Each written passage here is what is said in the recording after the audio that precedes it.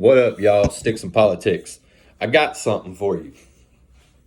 So, I just stumbled across this dude on YouTube. His name is Pete Montzingo.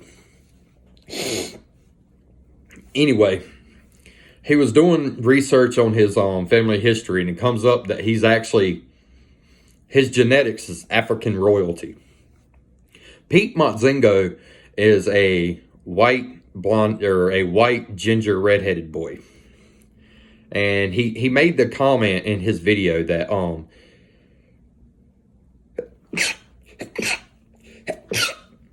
bless me. But he made a comment on his video that he very much doubts that his ancestors, the queen that he was referring to, that his black royalty family, that he very much doubt that she would have ever thought that her ancestors would be white American dwarves. And this brings me to my point. We talk about the preservation of black people and their culture. And we glorify interracial relationships. And my daddy's black. My mama's been with a black man since, goddamn, the early 80s. And I always caught flack about that from kids I went to school with, kids' parents that I went to school with, and stuff like that. My mama was called many names, whore being one of them. And I always thought that people hated my mother because let me rephrase that. I didn't think people hated my mother. I always thought that racists hated my mother because, she was always in love with black men. And I decided to join the Army. And before I got deployed, I worked at a place in Concord, Bryan Electric. We was wiring up embassy suites up there in Concord, the Speedway.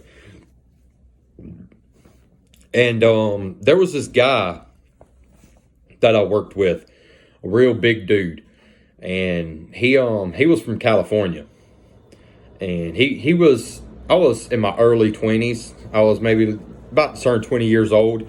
This dude was like in his late 30s, about 35, 36, the age I am now. And he spoke like a Chivato, like a Mexican gangster. Hey Holmes, let's fucking go. Let's get this shit, man. But that's how he sounded. And he was a real vibrant, eccentric character. But he was a white boy. And he had just the mustache, no hair on his fucking head. And he was racist. And by racist, I meant this dude had iron crosses covering his arm. Had a picture of an eagle on his chest with the wings flapping over his shoulders. And it was holding like a portrait of Hitler. He had the double lightning bolts that covered this whole side of his fucking neck. He was Aryan Brotherhood all the way. And the reason why he was like this, I kind of felt sorry for the man. It's the reason why I hung out with him, and I thought it was kind of cool. Because I like eccentric people.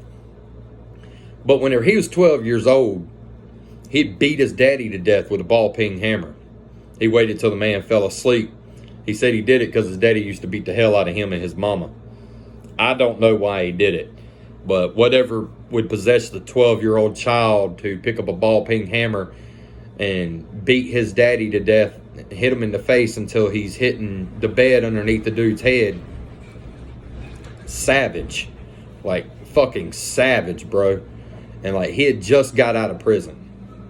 So, he was in prison from the age of 12 until his mid-30s. Yeah.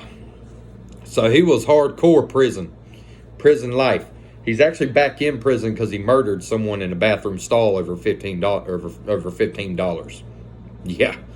But, me and him was hanging out one day. But, oh, yeah. But the reason why he was racist and stuff, because in California penal systems, Whites stick with whites, blacks stick with blacks, Mexicans with Mexicans, Asians with Asians, so on and so forth. If you were in if you were in San Quentin Penitentiary, you banged, and by banged I mean you gang banged. You hung out with your prospective gang members of your race. So this dude was, his whole life, his whole entire adult life was built upon segregation, racial segregation. So he's like, me and him are hanging out one day and we're playing PlayStation 2. And my mama comes over and she's like, hey son, I got you a plate. And she brought me some food and she set the food down and she walked out.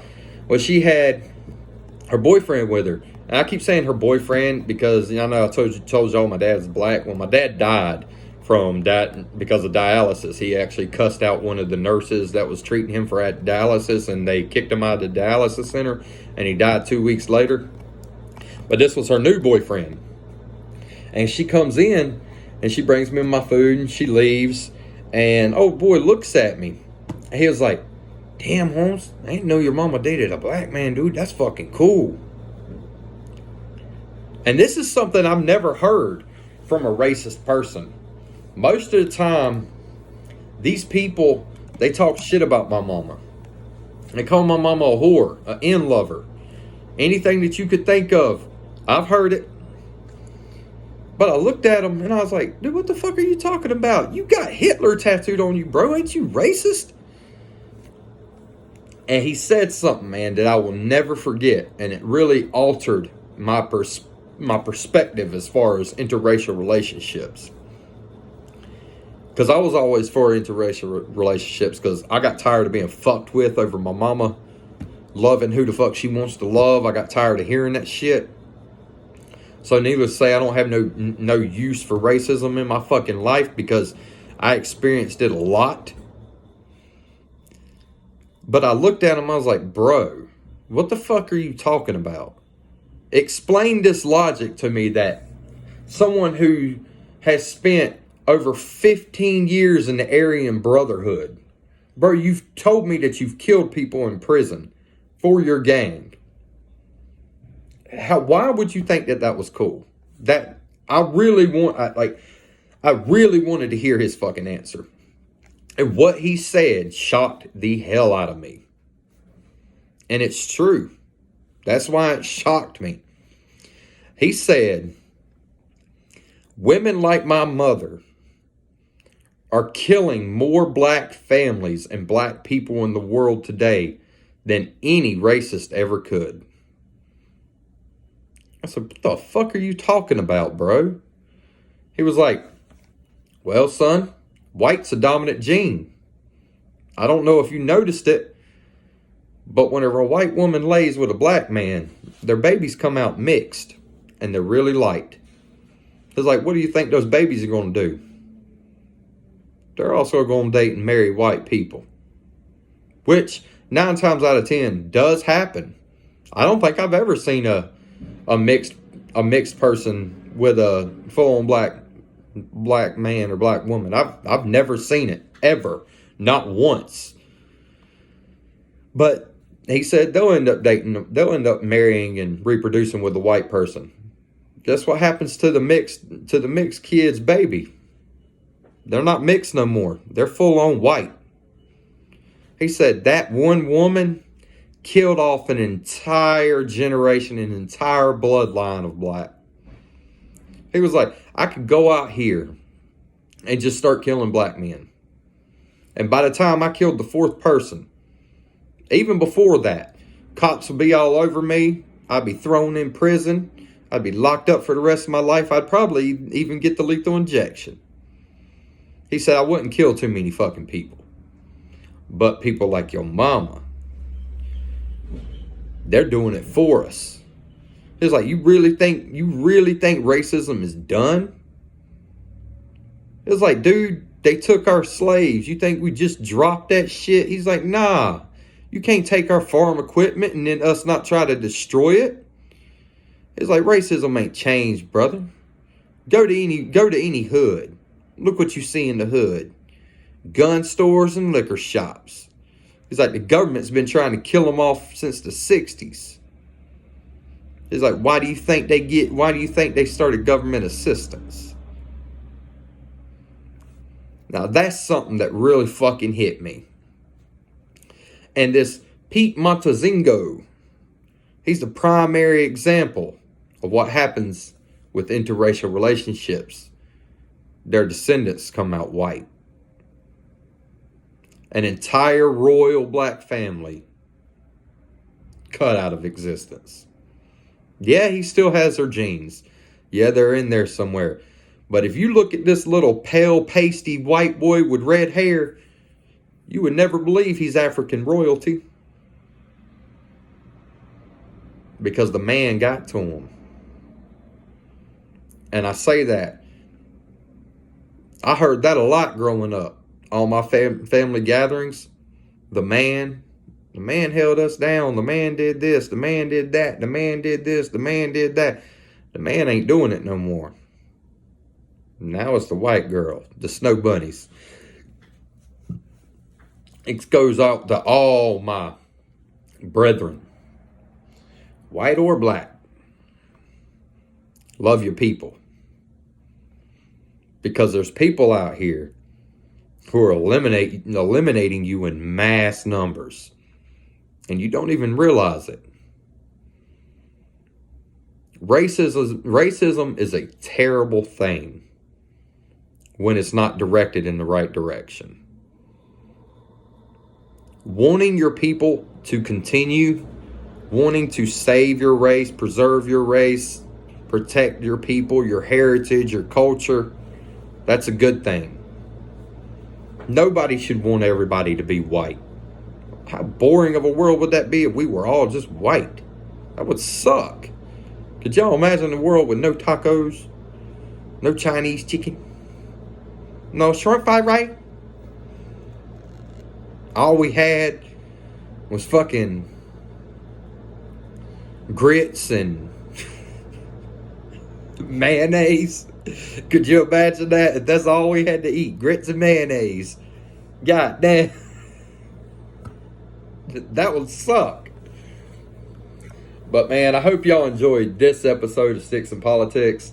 This was just a little something that I wanted to talk about because it's something that's always stuck in the back of my mind. Every time I see it, every time I come across it or hear about it, man, it's just that dude's voice, man. He just, every time it just plays in my head. That shit's cool, Holmes. And then I get to thinking, man, dude, if a dude who has spent his entire life, and I'm pretty sure he's back in the Aryan Brotherhood. I mean, he stabbed a dude to death in a fucking bathroom, bro. He's not getting out no time fucking soon. But I'm pretty sure he's back in that environment. But whenever you have a dude who is a 15-year veteran of the Aryan Brotherhood telling you this shit, and he's saying that's cool because she's killing off black people for me, that's really, that'll make you really fucking think. That'll really make you think about it. But y'all stay classy. I hope you enjoyed Sticks and Politics. Hit that like, hit that subscribe, get notified whenever I release new content. Peace out, baby.